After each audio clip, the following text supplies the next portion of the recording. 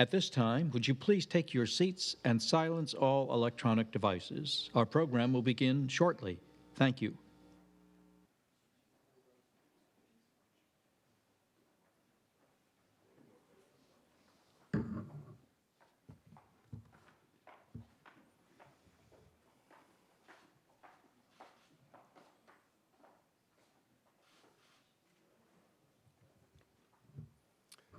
Well, good morning, everyone, and welcome. I'm Jason Gourmet, the president of the Bipartisan Policy Center. It is a privilege to be able to offer some opening remarks and set the context a little bit for the program ahead.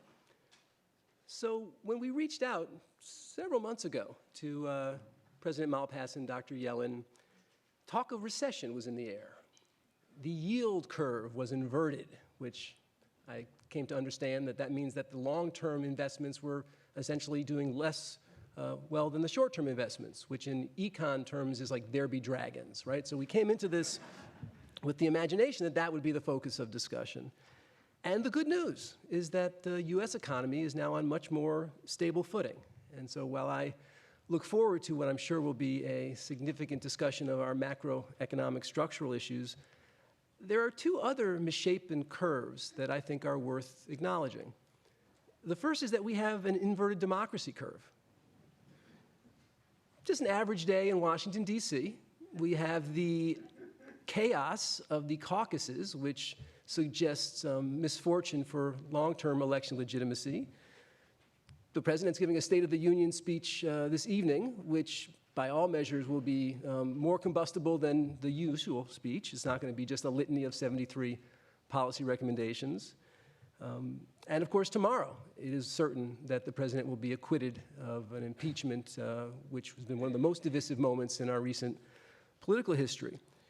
So we have to ask ourselves, not only do we have the tools to manage the economy, but do we have the capacity to use those tools? There is an amount of political risk in our society right now, which I think features significantly into this discussion. Secondly, we have an inverted opportunity curve. Half of the 30-year-olds in the U.S. today are likely to do worse economically than their parents. Kids born in poverty stay in poverty. Children born in the bottom 20% of the economic scale have a 1 in 13 chance of becoming part of the top 20%. Fundamentally disassociated from the imagination of this country. And I think it stokes a lot of the anger that is coursing through our public debates. So we're focused on this a lot at the Bipartisan Policy Center. We're thinking about what we imagine as kind of an opportunity agenda, focusing on improving access and affordability and quality of higher education, dealing with the retirement system that was designed in a kind of pre-post-pension economy, affordable housing, childcare, paid family leave, workforce skills that actually prepare people for real jobs. Regardless of who the president is, we believe that this is the agenda that can and actually must move through a divided Congress. So here we are. We are going to talk about structural, political, and distributional challenges in our economy. No small task. The good news is we could not have better speakers to take this on. Really honored to have President of the World Bank, David Malpass, with us. Prior to his appointment to this position in April, he served as the Undersecretary of Treasury for International Affairs in the current administration. He was also Deputy Assistant Secretary of State in the Bush administration and Deputy Assistant in Treasury in the Reagan administration. President Malpass also spent several years in Wall Street, where he was consistently ranked and noted as one of the most effective analysts in the country. So it is terrific that he can bring this wealth of perspective both to his leadership of the bank and also to our forum today. Next, it is my pleasure to introduce Dr. Janet Yellen. While I am introducing Dr. Yellen second, she is absolutely number one. She's the only woman in her graduating class, PhD from Yale. She is the first female president of the Federal Reserve Bank of San Francisco, and as most of you know, the first woman to chair the Federal Reserve, which she did from 2014 to 2018. However, Dr. Yellen's career has not been defined by gender, but by real achievement and service at the highest levels of government and academia. Among many acknowledgments, she was recently became the president of the American Economic Association. So we have a lot to cover. No one better than Kai Ryssdal to help us make sense of this. Like many of you, I think of Kai as a friend. I met him for the first time today, but he has been part of my commute for the last 15 or 20 years. And I will just tell you that from my perspective, he has a really unique combination of rigor, curiosity, and optimism, which actually makes economic policy entertaining, which is no small feat. I'm sure he will bring those skills to bear this morning. And so Yeah, right. with that, I thank you again for coming and turn it over to you, Kai. Well.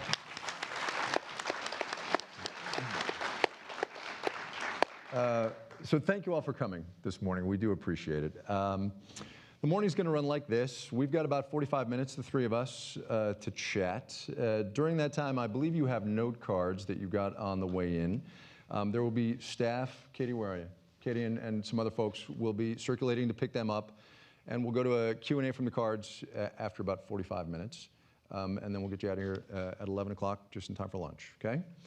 And I'm going to start with an admitted softball. David, I'll start with you. Describe for me this macroeconomic moment. Where are we?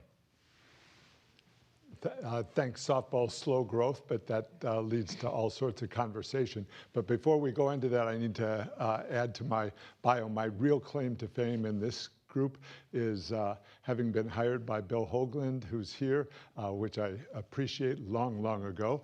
And my wife was separately hired by Bill Hoagland, and then we found each other and got married. So, there you go. So my real claim to fame is in that corner over there. There you go. Fair enough.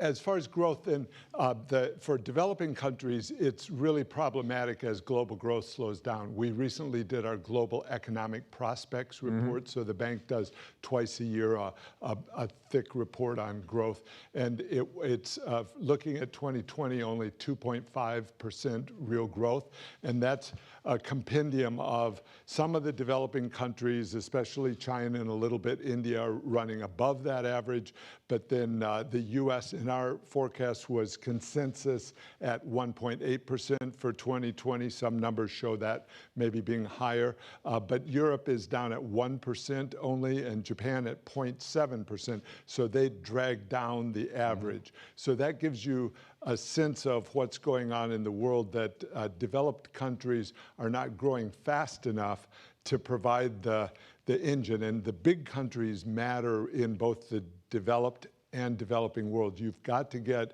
some of the big countries going in order to, let's say, pull up the averages, but to get people toward prosperity. Janet, let me ask you this question then. Where are the drivers of growth? I mean, if, as the World Bank says, the United States is going to grow 1.8% this year, are we helping?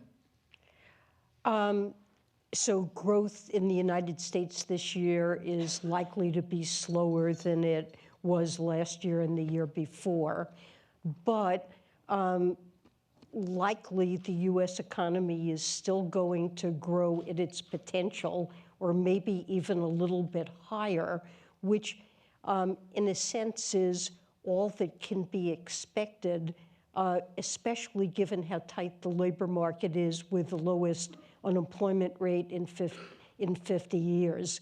So it shouldn't be surprising to see growth in the United States around 2%.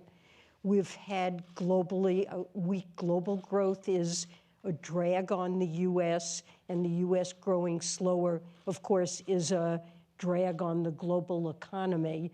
But the driver of growth for the U.S. and in many more developed countries, this is true, that the main driver is the consumer. Yeah. Consumers are in reasonably good shape in the United States. We've had solid job gains and income growth that's driving consumer spending.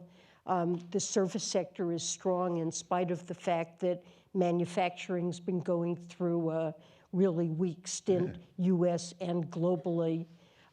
Trade has really been very depressed, especially since the tariff increases. But the U.S. consumer is strong enough to, I think, propel in the United States growth at a trend-like pace, which is not inappropriate, given it means we'll continue to have a very tight labor market, and maybe it'll even tighten further. But sorry, wait, let me just follow up really quickly.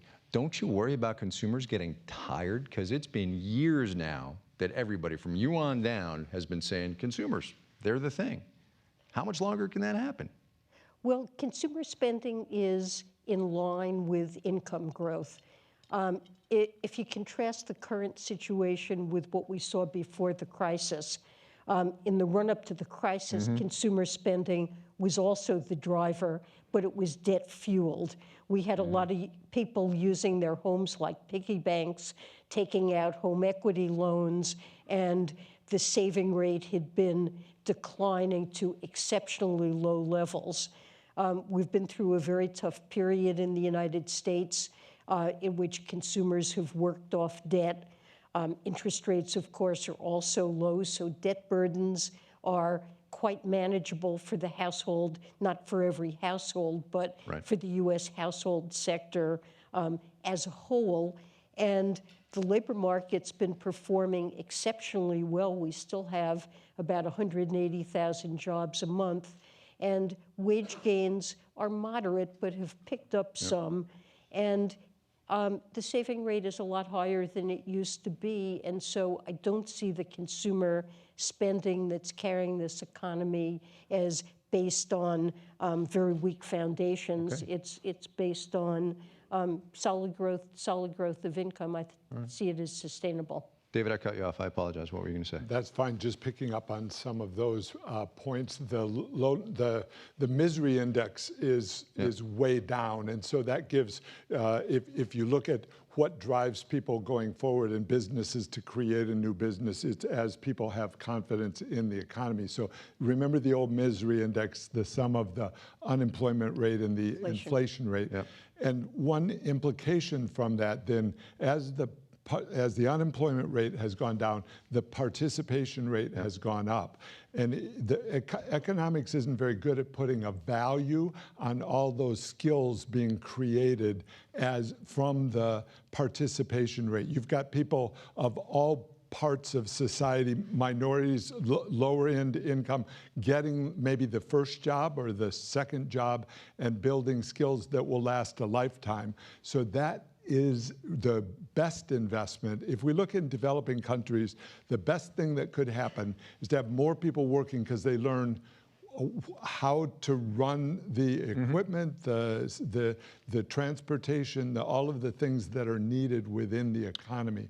One other point that follows is, real median income has been going up sharply in the U.S., which helps then with the consumption or gives sustainability. That's the combination of the nominal wages going up at all levels and then the inflation rate being low. So one of the most important things I think that we need to see a change in the global environment is better structural reforms, and particularly Europe and Japan, which are growing at half the rate of the U.S. and still with the high unemployment rate. So that skills divide that's going on is very apparent with Europe, of the U.S. creating more and more people that have a job or know how to get a job, and a system that does that, and that's just not there in Europe right now. So I get all that, and that's all good, and I appreciate the indicators, but let me pick up on something you said, Janet, which was that the U.S. economy is growing about at its potential, 1.8, maybe 2%. Is it troubling to no one that the potential of the American economy is 2%? It is troubling that it's 2%. It's something that has been long anticipated, so it's not an enormous surprise. Part of it reflects a slowdown in labor force growth. We have an aging population, less immigration, so labor force growth is really contributing very little to potential output growth going forward.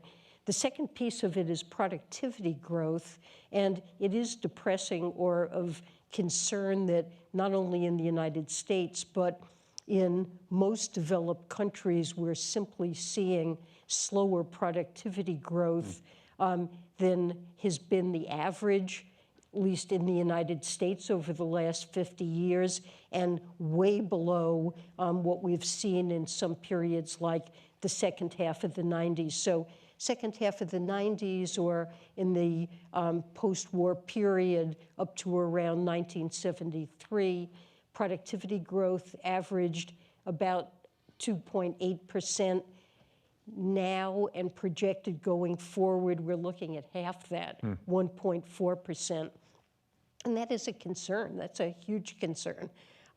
Partly, I think it reflects sluggish investment spending ever since the financial crisis, and we continue to see, we've had 3 quarters now of actual negative investment spending. Part of it reflects a slowdown in the pace of educational attainment in the United States. The average level of education is going up, but less quickly than earlier years. But most important, just the pace of technological change seems like it's declined, and there really is no agreement on the reason. Some people think that the inventions that we've had just aren't as exciting in terms of their potential for productivity in a wide swath of the American economy. The American economy also seems less dynamic. We have a slower pace of startup of new businesses, less reallocation of people and capital from declining firms and industries into dynamic firms and industries. Why that is exactly is also uncertain. But the diagnosis of why slow productivity growth, no clear diagnosis there. But of course, it's of tremendous concern. I say this mostly just to, I guess there's probably thought bubbles out there, but it's not at all encouraging when a former Fed chair says, I don't know, right? Anyway, sorry. It's the truth. Well, and we'll get back to that in a minute. Globally, is the global economy at 2.5% or whatever? Is that growing at its potential? I mean, are we looking at, we're doing about as good as we can do everywhere? No, certainly, and I'm not such a fan of potential growth as being a limiting factor. I think that it depends on what structural reforms you do. So could the U.S. have a sustained growth rate higher than that number? Absolutely, and it involves policies that can be changed. So I want to come back to that. But looking at the global growth numbers, the 2.5% is a World Bank number. And so as an aside for the GDP nerds in the audience. The IMF puts out a higher number. Theirs is running some 3.5% or 3.3. The way they do that is they overweight China and India and other emerging markets, which have, because they use a purchasing power parity model, which I don't think is the best one to use for this purpose. And then they underweight the U.S. and other and some of the countries that are really producing a lot of GDP. So it literally puts a heavy weight on China, which is recording a 6% kind of real GDP growth. So I think we should start from a 2.5 and just recognize that that's too slow to get other countries moving, and then focus in on what that is, and there's no one answer.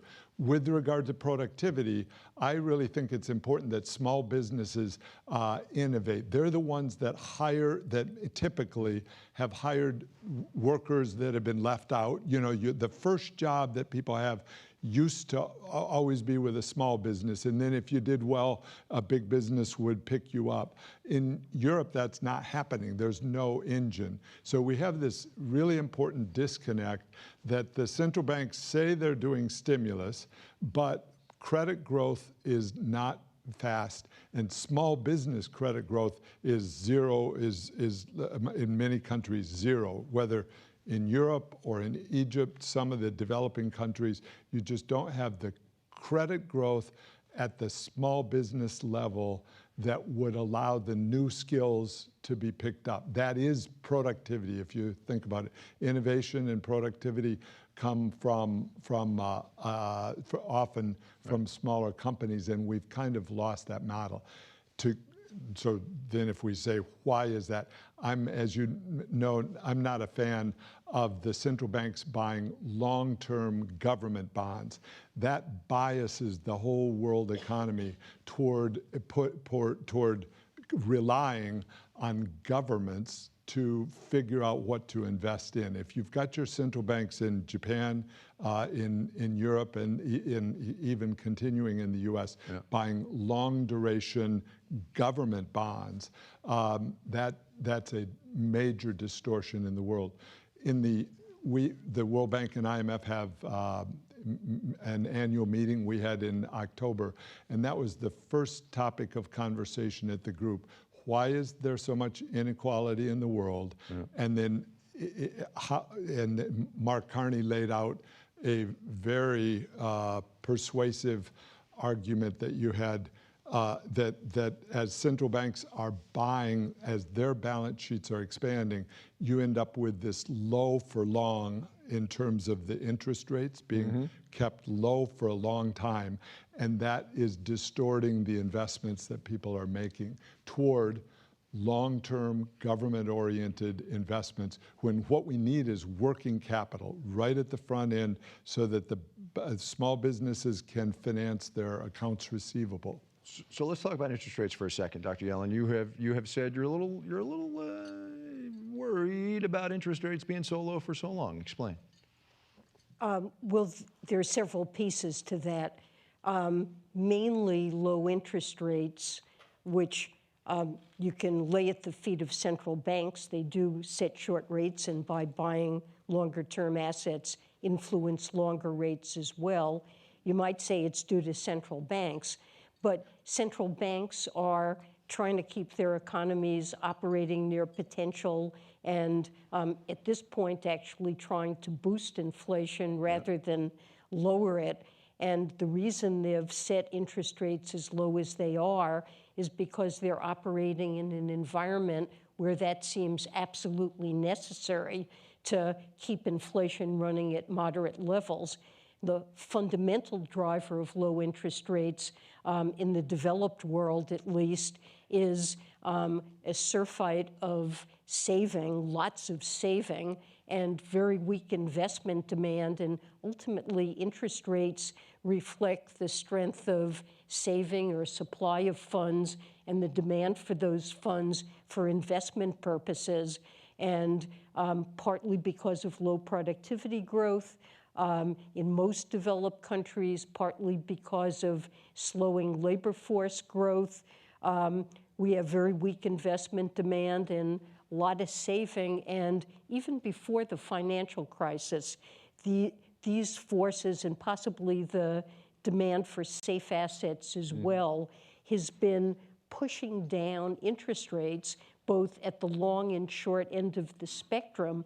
And central banks have to go with that and essentially validate what these underlying factors dictate. If they refuse to do so, essentially we would have much higher unemployment and lower inflation than we do, and inflation is already too low. So I worry about low interest rates because it is a symptom of a problem, a deeper problem in the global economy, and it is ultimately going, and it has put central banks in a position where they don't have a lot of ammunition.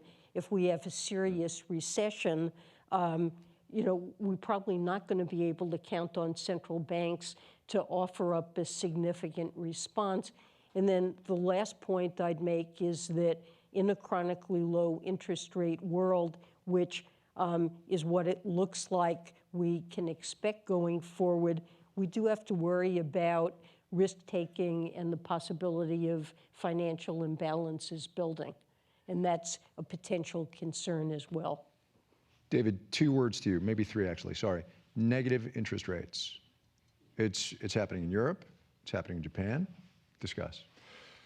Yeah, so in a way, it's frozen capital. So someone in Germany is saying, I'd rather put my money into something and 10 years from now get less money out than invest in the opportunities that I see around. And complicating that is the central banks are saying, if there were a slowdown of, a global recession or a recession in country, by the way, Europe's numbers were coming in negative in the fourth quarter. Yeah. So the central banks have said the policy then is to buy more long-term government bonds. And so the policy prescription in the event of a slowdown is to do more of the same. So I'm skeptical of that. The Fed is showing one new new image, which is buying T-bills, the short end of the curve, and also lending money through the repo market. So that started last September and has become sizable. Yeah. I saw a projection yesterday that said that by the summer, they may own 20% of the T-bill market. My view is that's better than them owning long-term government bonds because they get themselves locked in to long. But people can have different view on that. But it's simply, one concern is the magnitude. Yeah. The Fed is operating in big space in the repo market, the reverse repo market, and in the T-bill market, which is some parts of that are quite new for the Fed to be so heavily involved. With the understanding that this is probably the ideal audience for this, let's not get too far into the reverse repo market. Did you want to say something? I guess I'd offer a somewhat different perspective on the long-term asset purchases. The Fed began to do that, and other central banks did the same after the financial crisis. By December of 2008, short-term rates had been lowered to 0. The unemployment rate was hovering around 10%, and there was an urgent need to get the economy growing again and creating jobs. And essentially, the Fed's main tool for stimulating the economy is via interest rates. So there was no more they could do with the short end, but they looked at 10-year treasuries, and as recently as 2012, the 10-year treasury yield was around 3.5%, and they thought to themselves, wow, there's not much more we can do at the short end, but if we can bring down longer-term interest rates, now they could only really buy, legally they can only buy government bonds, treasury bonds or agency-backed mortgage-backed securities. They're not, as some countries, the central bank can buy private assets, corporate bonds, or even equity, but in the United States, the Fed can't do that. But they thought, okay, if we buy government bonds, there'll be spillovers to private bonds as well. Corporate bond yields will go down, and that will stimulate spending. And they started to do that, and a lot of papers have been written, hundreds of papers now, on whether or not that did succeed in stimulating the economy. And the way I read that literature is that it was successful in pushing down that, plus forward guidance about the path of short rates, pushed longer-term rates down considerably. And it wasn't confined just to government bonds. There were also spillovers to corporate bonds. Mortgage rates fell. Now, how much did that actually stimulate investment spending? We could argue about that, but that is the standard tool. And there were probably also spillovers to equity markets as well, and wealth that stimulated consumer spending.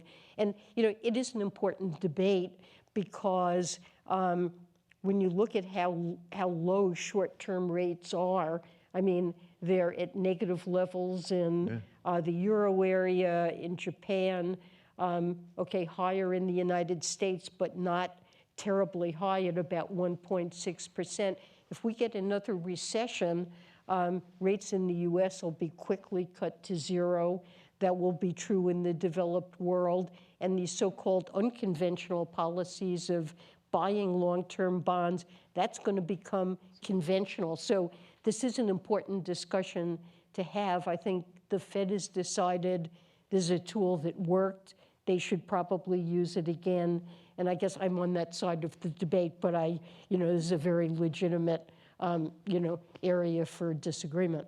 This is really interesting because the last 6 or 7 minutes the theme has been you two saying, central banks, I don't know, they can only do so much. And there's, out there amongst the news reading public, there's oh my God, the Fed said this, it must be true. I just think that's really interesting. Go ahead. And I think it's really important that economists have modesty in terms of what we know. In other words, there have been ups and downs in the world, and so that's true of the Fed as well. And I take very well Janet's point of this was a very difficult situation in 2010, 2011. The Fed did things that were within its power. It sure seems to have helped at that time. So then I think we're in an environment that economics should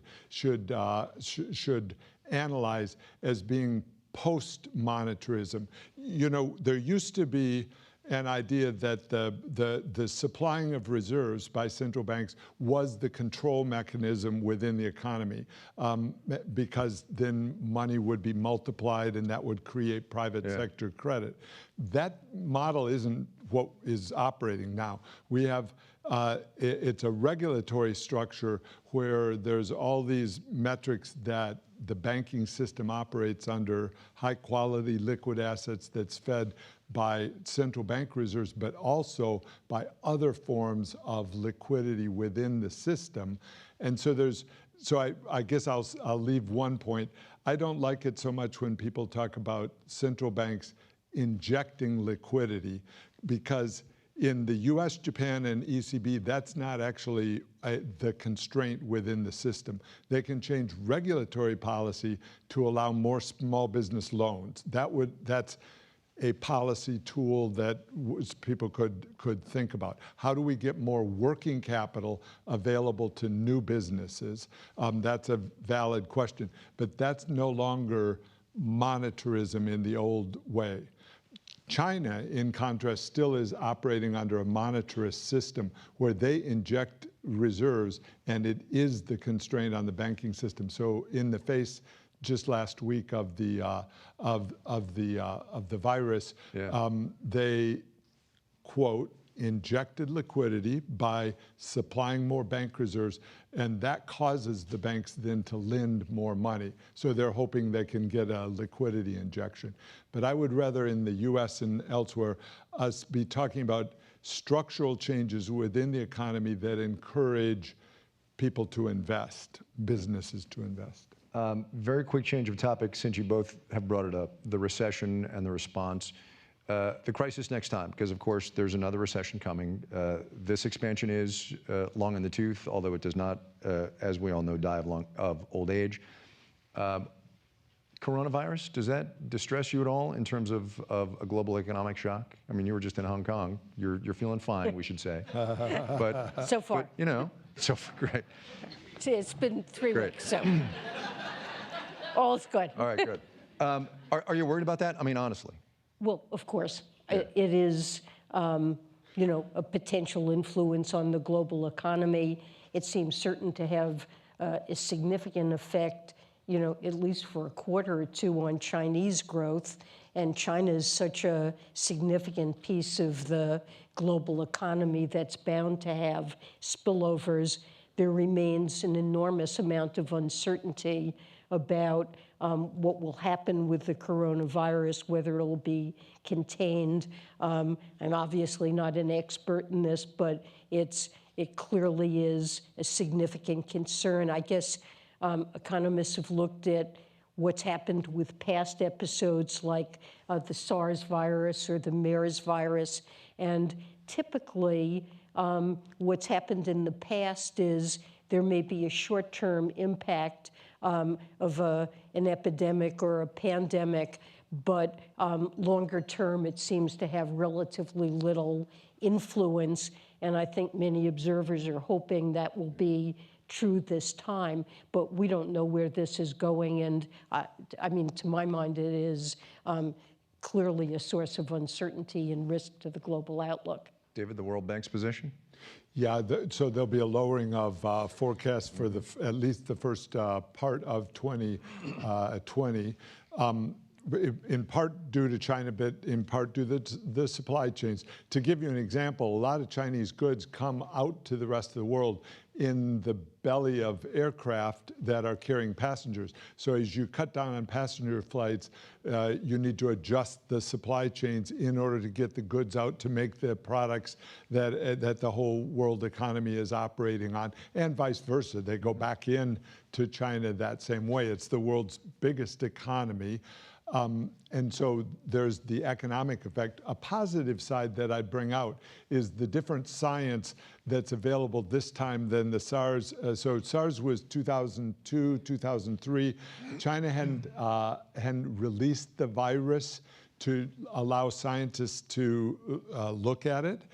This time they quickly released the virus so that people can decode the genome of the virus, and that allows them to then study. And technology has come a long way in finding things that can affect viruses. So we have some hope that science response will shorten the full life cycle of this crisis. Also true, though, that China's more integrated now into the global economy, so that's, you know, the transmission vectors are completely different. Correct. We're going to go another 20 minutes, the three of us. If you got questions, fill out your cards, raise them up, and Katie and the gang will come get them. Okay, change of gears, but still generally China-related. I want to talk about trade for a minute, current state of play, and whether, David, you think the period of trade unpleasantness, shall we say, the past 18 months has been worth it.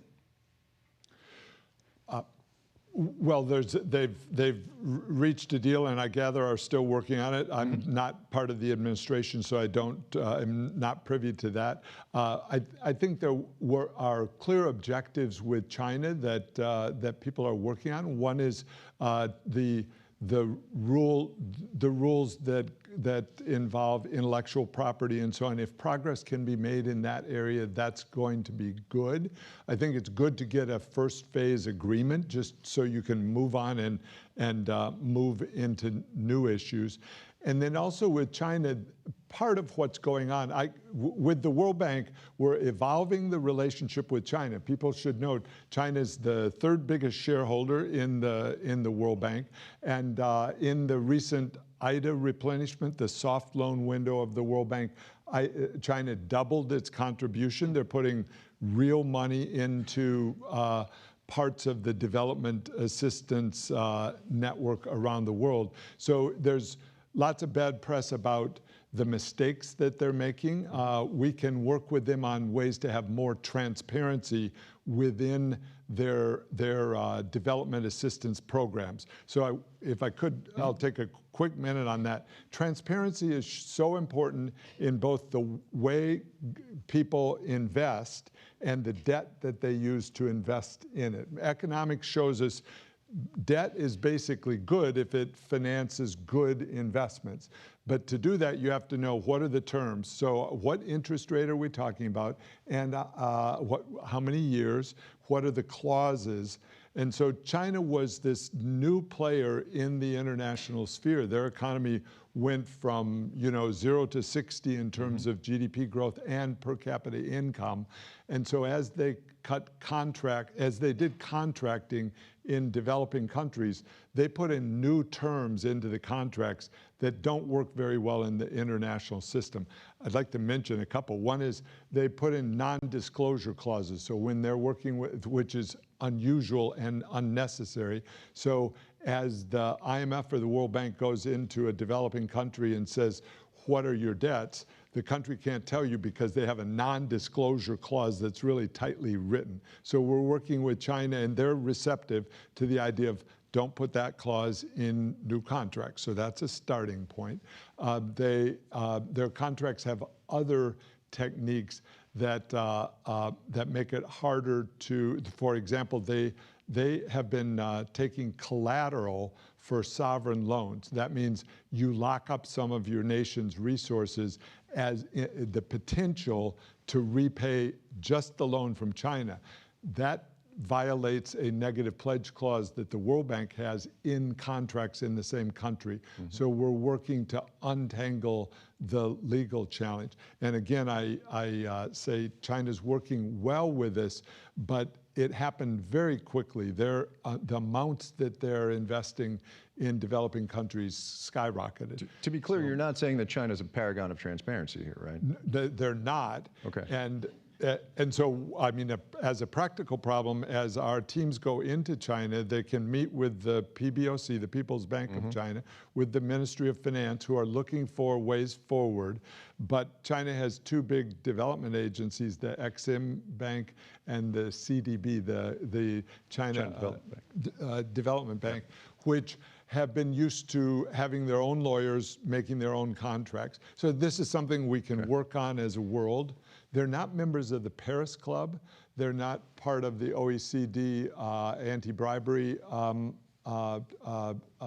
policies. Right. And so having China join the world in an international system, it would be good to have China join the world more in an international system that operates on, I don't want to say tight rules and regulations. I just want to say general standards of how these things operate. That's going to go a long way. Janet, to the question of the president's tariffs and whether we are getting to where the president and his advisors have said we want to be. As I'm sure you remember, you and I spoke on Marketplace a year ago as the trade war was really getting going. And I asked you at one point if you thought the president understands macroeconomic policy. And as I'm equally sure you remember, you said, no, I don't. Do you still feel that way?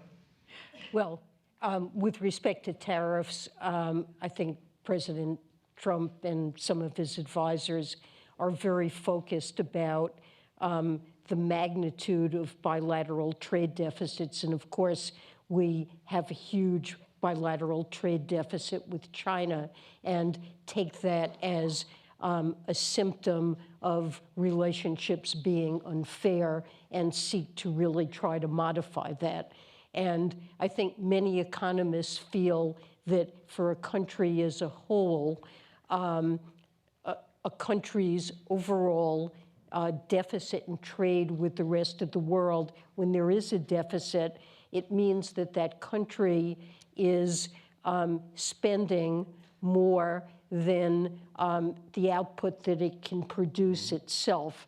So it's importing extra goods from the rest of the world to support that consumption need, and it's borrowing from the rest of the world as a consequence. So the mirror image of a country's trade or current account deficit is the amount it's borrowing from the rest of the world.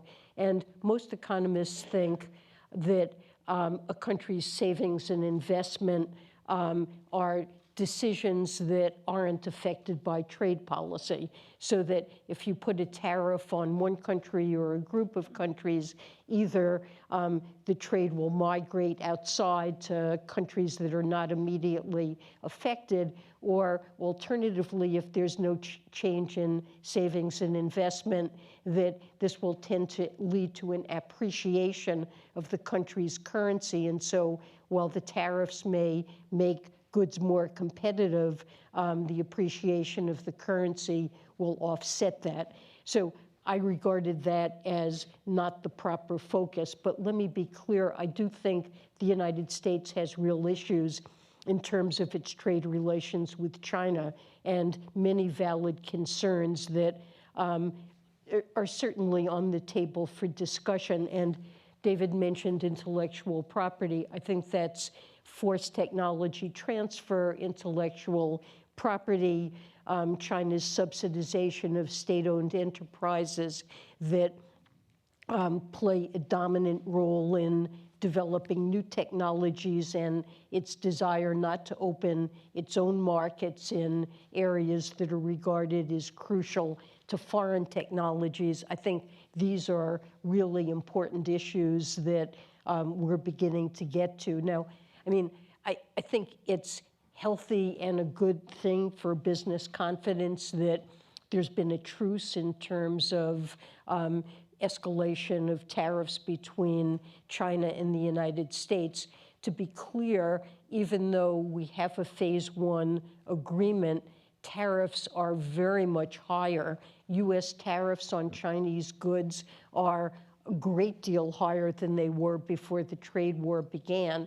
And China's tariffs on US goods are also, currently we have something like 2/3 of all US imports are covered by tariffs. The average US tariff level on Chinese imports pre-tariff war was around 2 or 3%, and now it's close to 20%. And similarly in China on the US, so they're not going up. There were small rollbacks, but still lots of tariffs are in place, and importantly, they affect intermediate goods.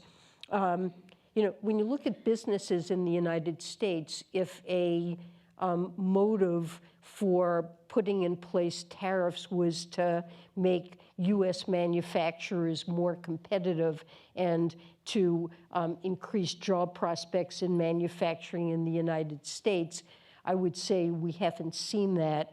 On the one hand, the tariffs afford some protection for US manufacturers, but on the other hand, they serve as tariffs on intermediate inputs that are important to these same businesses. And overall, it seems to me that it's been a wash from the perspective of US jobs, especially in manufacturing. I bet that's the answer you wish you'd given last year, right? That's right. Yeah. There you go. I guess I should have been prepared for that. When we started, you both talked about the China slowdown and the European slowdown. David, who are you worried more about? Europe slowing down or China slowing down? Well, the coronavirus is a new factor for China, and we'll see how they're dealing with it. I've offered the World Bank's support in various ways. So I think today we have to say the China slowdown. But if you'd asked me a month ago, I would have said the Europe, because its economy is bigger than, in combination, the Eurozone countries are bigger than China, and their slowdown or their growth rate is simply not adding to the world. So let me mention a little bit the World Bank goals. I'd like to see countries do well, good outcomes for developing countries. That means poverty alleviation. That means higher median income, because it's very tightly connected to poverty alleviation. A report just yesterday by Lant Pritchett, which might be a good topic for your for Marketplace. I'll look it up. It makes this, economist correlation between the two, that when median income is going up, we also see that poverty rates are going down in countries. So that leads you to how do we get more growth in developing countries? For many in Africa, the single most important one is Europe's growth rate, because it's the market source for a lot of the trade going on. So World Bank then works in specific areas in developing countries around the world to try to have better structural policies so that they can make more advances. That means the rule of law, that means transparency, which we talked about. It's also electricity and water that can get to a bigger percentage. We have a lot of developing countries that still only have 30% of the people have electricity, and even fewer have clean water, which leaves big problems for children's health, for the way the society works. And so you want to have, and in cities, one of the issues that we are working on more and more is people are moving to cities and they need to have some way of having a livable city. And the rules aren't well established. Each country is different in terms of how the national government interacts with the city government. We try to set up municipal finance, which is critical for helping clean water, for climate, the environment, preparation for extreme weather conditions and so on. All those impact cities heavily because there's a population center. So getting all of these done, and I'll mention one more point, which is governments have a little bit conflict of the incentives that they have. They want to get a solution within their term in office. So they want something that works in 2 years. And a problem is that some of the best changes operate in 10-year horizon. And particularly now with the yield curve flat, there's a conflict between what they should be doing, which is investing for the long term, and what the either politician or even the autocrat, they need near-term gratification. So I think the solution is very firm transparency of what they're buying so that people, of the investments that they're making and the debts that they're taking on, so that the public can better evaluate what they're getting. Let me riff on that for a second. Do you think the American public understands the debt that we all owe? Jen, no, Jen, I'm going to give you that. I'll say no. Do you think the American public understands its debt? I think the answer is no. I doubt that most people, for example, would know that the ratio of debt to GDP in the U.S. has doubled since the financial crisis. Yeah. And I sometimes recommend to people who ask me about this topic, pick up the Congressional Budget Office's long-term budget projections and take a look. And the details change from year to year, but for more or less the last 20 years at least, what you see is the U.S. Debt path is completely unsustainable under current tax and spending plans. And the exact way in which it takes off it moves around from year to year depending on what happens. But that fundamental problem of the U.S. debt path is not sustainable, I think, is something that most people don't understand, and I see very little evidence of concern about it in recent years. Yeah. Okay, so who's got a handful of cards for me? And then we'll take it from there. And while we're chewing on these, okay, handwriting, people.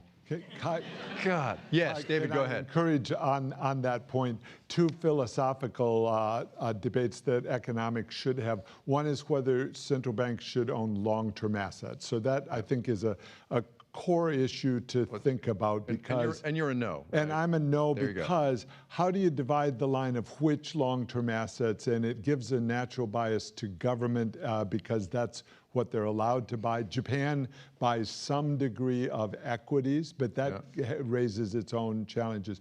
And then in a kind of related depth of philosophy is what is your constraint on government spending or size of government? We had Graham-Rudman-Hollings, remember, a bipartisan effort? Yes, I do. A constitutional discussion of a constitutional amendment to balance the budget. I've supported over time the idea of having a debt limit that if you go above the debt limit, a debt to GDP ratio, which at the time I was writing about it, I did it first in 1990 with Senator Bill Roth, and it was 50% debt to GDP. If we went over, we'd change the rules a little bit on spending to try to hold it down. Then in more recent years at 80%, and now we'd have to do it at 100%. We're like at 105 now. I mean, so say, we're at 80. We're at debt to GDP. 79. All right. Federal debt to GDP. Oh, all right. Fair enough. So, but there's a bit of a hole in the Constitution in that there's no constraint on that. So as bond yields are low, you can make the case that we ought to just borrow more and worry about it later, which I don't think is very fulsome. We need a better answer to that, which would be if our debt to GDP ratio, which we can sustain now, but if it goes higher, we should have some way to say we should spend less. Common sense doesn't do that? We need a Nope. constitutional amendment for that? And sometimes people say, well, politicians should have backbone. I hope people laugh. And also, it's not just spending, right? It's not just spending, it's taxes as well, but that's a whole different panel. Okay, so, but to that thought, and I'll let both of you answer this one. What are the ramifications for the United States of long-term fiscal imbalances, given spending outpacing revenue, an aging population, and rising mandatory spending? That is to say, you've said it's not sustainable, then what? What does that mean? What's that? I mean, 15 years from now, what am I going to tell my kids? So I think the issues of aging population resulting in rising spending on entitlement programs, Social Security, Medicare, Medicaid, without a comparable increase in tax revenues to finance them is a problem, and that's what drives the unsustainable debt path.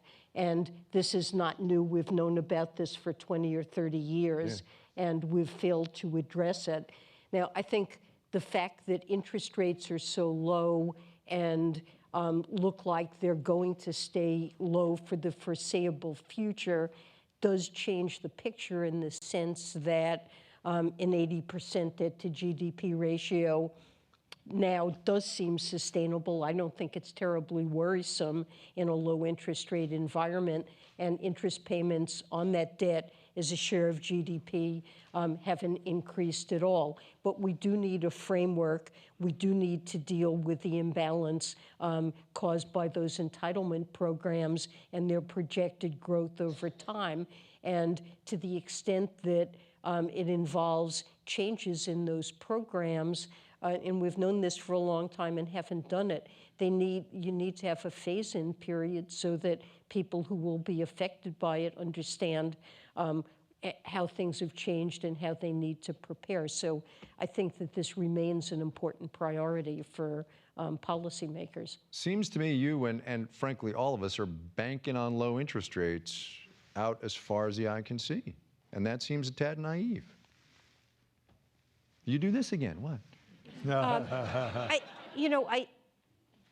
Interest rates have been trending down among all developed countries over many decades, and the forces that are causing this seem like they're ones that are not likely to change in the near term, and so I do think that's a reasonable baseline. Obviously, things can happen. Interest rates can rise for a whole variety of reasons, but I think we are looking at a world where low interest rates is a safe assumption. So Yeah, David, go ahead. One issue on that is investment is less than the savings, which is holding down. And so do we have enough investment going on in the world to create the growth for the future? And that depends a little bit on your evaluation of the quality of investment going on.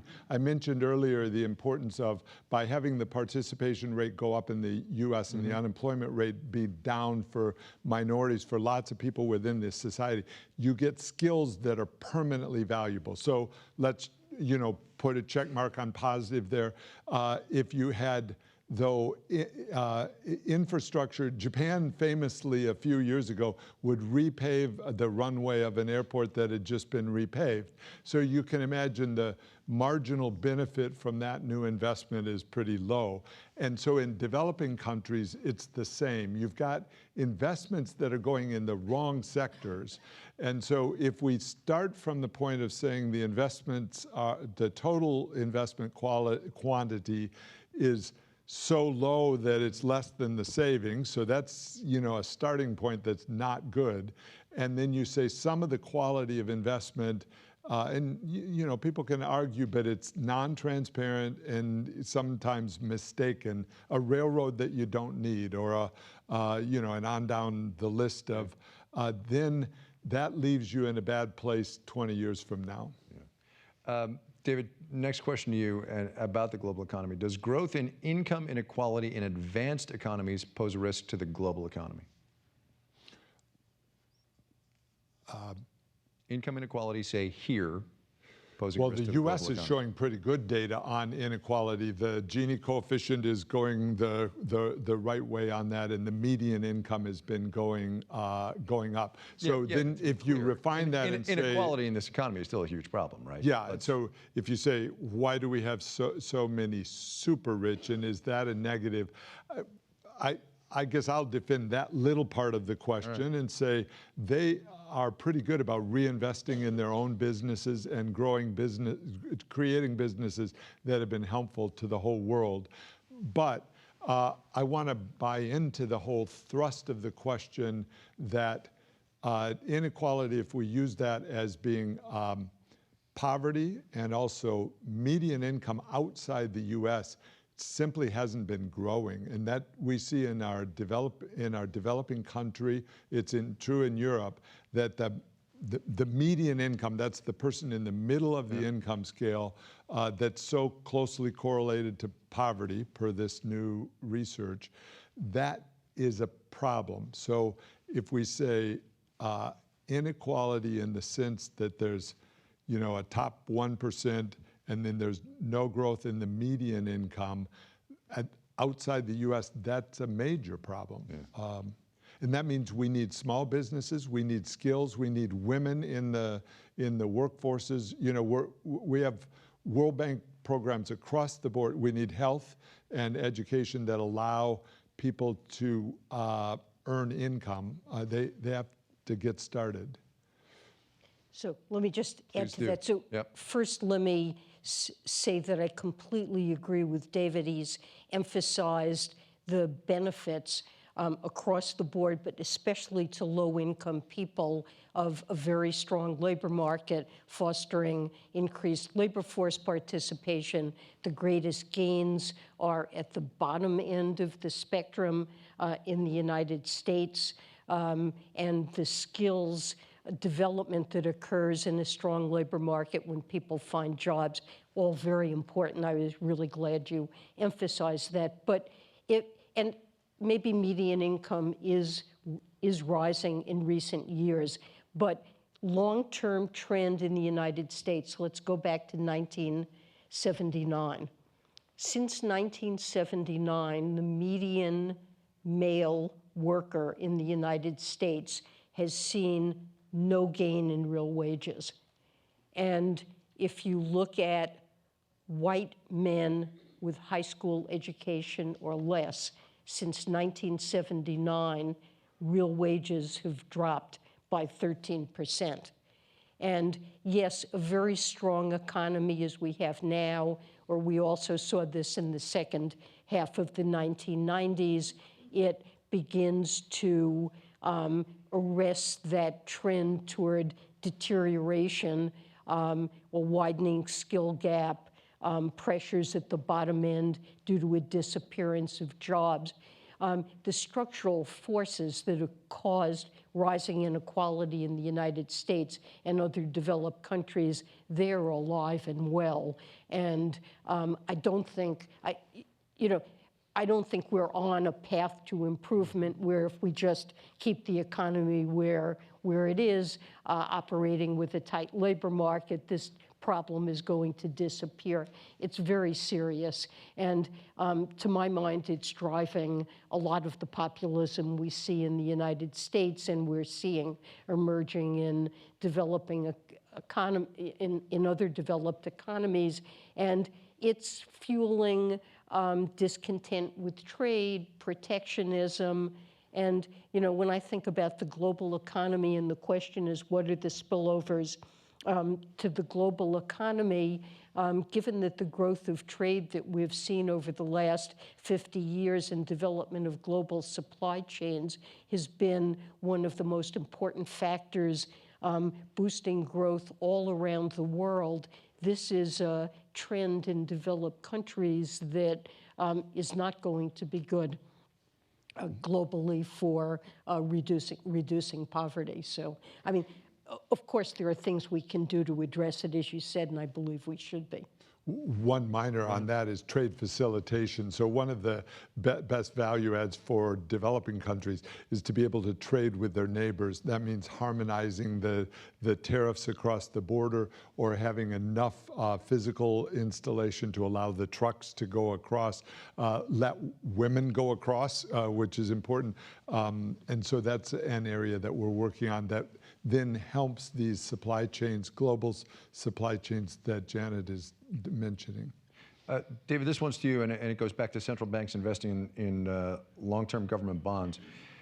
Do you think central banks, the American central bank, frankly, should be allowed to invest in corporate debt?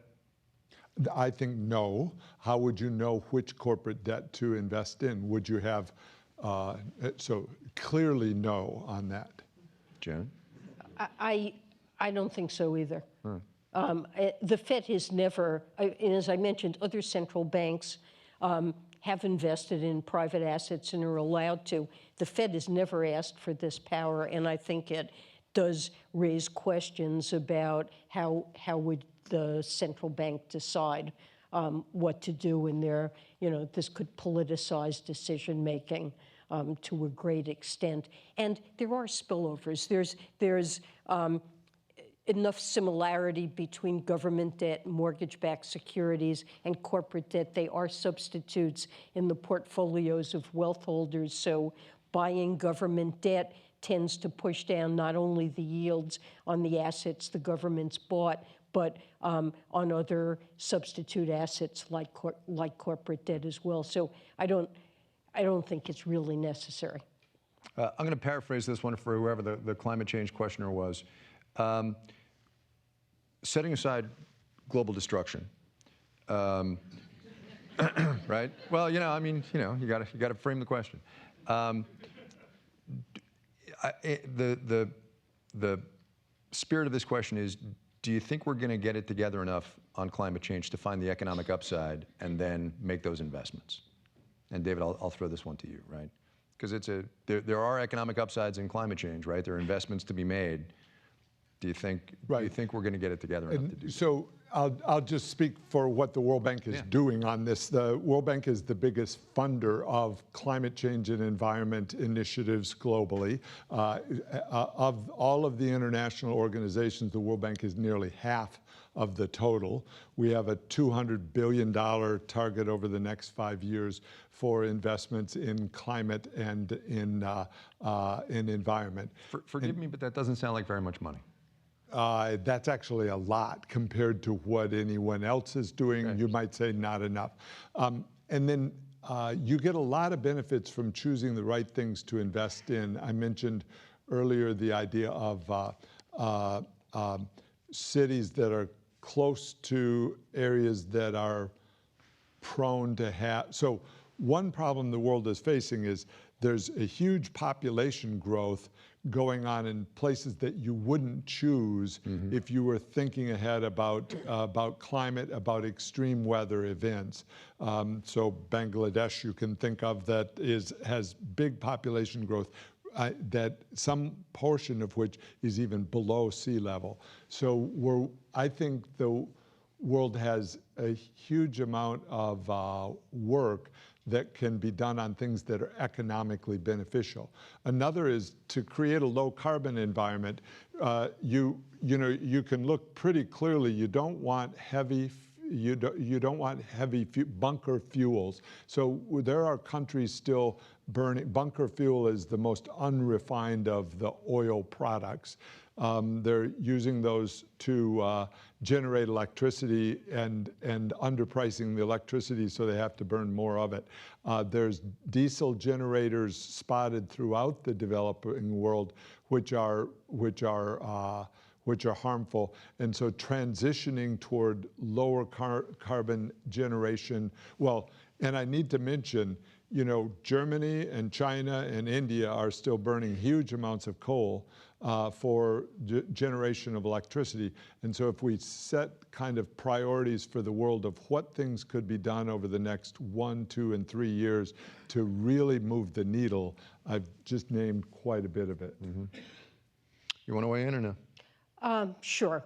So I agree with everything David said, and I think sustainable finance can make a very important contribution on climate change. But at the end of the day, I think governments have to put in place real policies that really lead to the kind of innovation we need to reduce greenhouse gas emissions and will discourage emissions. And I think carbon pricing absolutely is central to creating the right incentives for investment.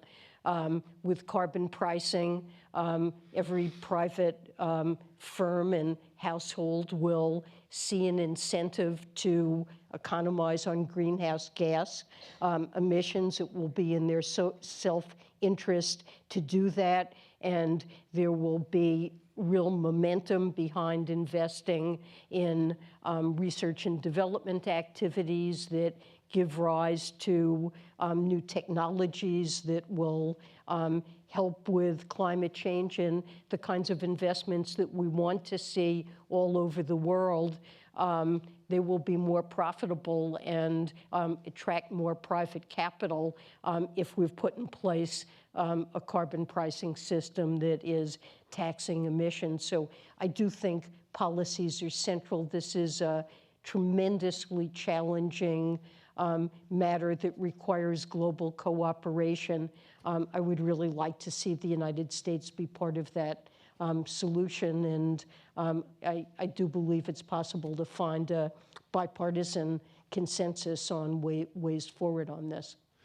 Janet, you mentioned economic inequality driving some of the political things that have been happening here and elsewhere. Here's the flip side of that question. Does polarization of our politics have economic consequences, do you think? Well, it's certainly making it hard to enact policy changes. You know, David's been mentioning, I agree with him, you need structural policies to address slow growth. I completely agree with that. I think there are many things that we need to be doing in the United States and other countries need to do to address worker training, education. You know, you've mentioned investing in making sure that funds are available to smaller businesses, R&D, support for basic research that will drive innovation in the United States and other countries. And I think the polarization, we're just not doing anything to address these issues. We're not working to find common ground, to put in place policies that, so I think, you know, for inequality, some combination of training, education, and improving the safety net for people who are working in an economy where jobs with the traditional supports are disappearing. You know, we need to be addressing all of those things, and I think the polarization is making it harder to find good solutions. David, go ahead.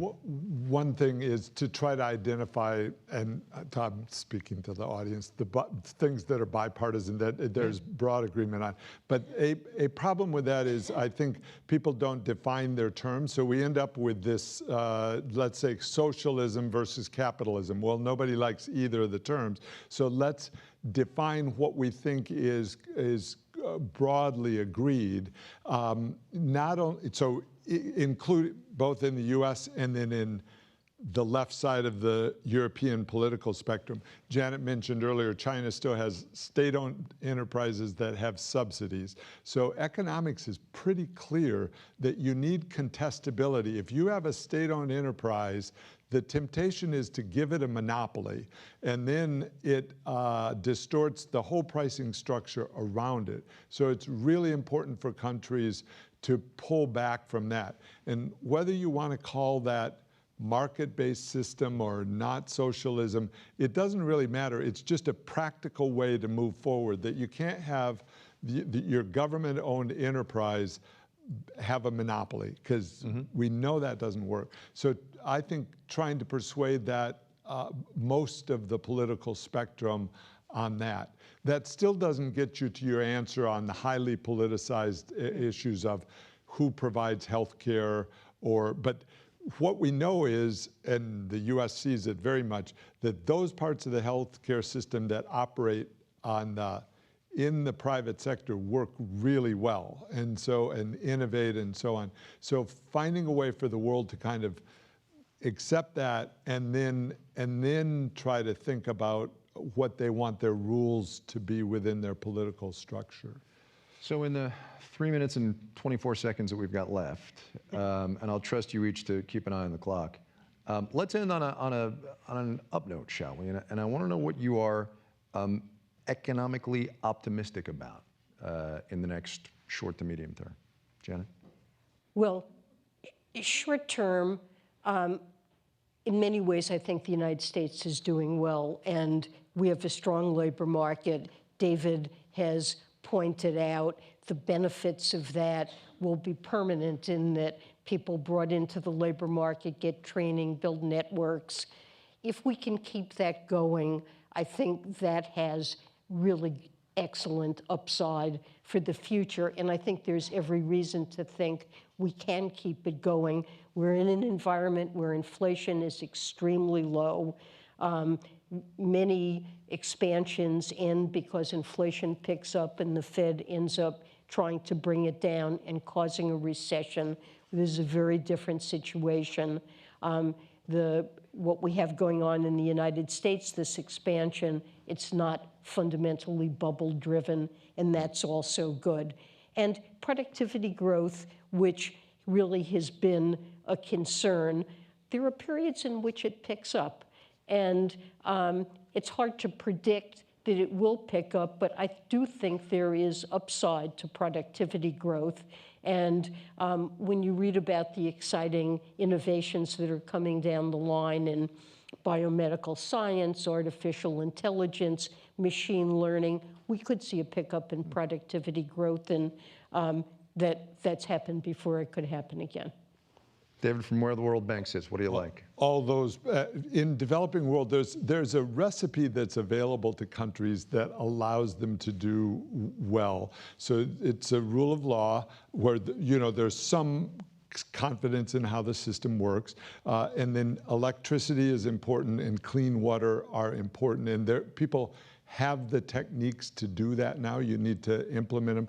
And then that enables a digital financial services environment to develop. So one of the things I'm excited about, if you have low-cost transactions, as Kenya has shown, then poor people can actually hold money, and then they borrow against their today's flows and get more product tomorrow, and they can build businesses out of that. So it empowers the poorest people within the economy, women in the economy, to do something more.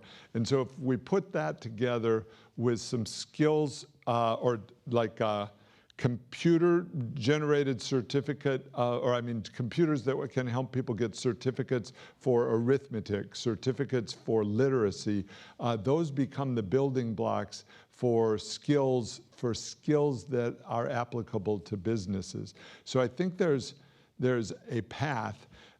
Having cities that have rights of way are important in that path. Natural gas lines that allow people to have cooking. One of the discoveries is people cooking in their homes with wood stoves is really bad for their health. So there's all these paths forward. David Malpass at the World Bank, Janet Yellen, formerly of the Fed. Jason, back to you, wherever you are. Well, thank you so much.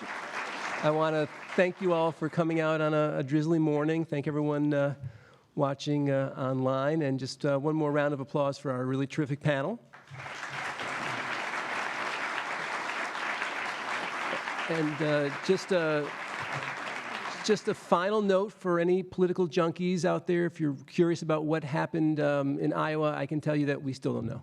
So thanks for joining us this morning. Take care.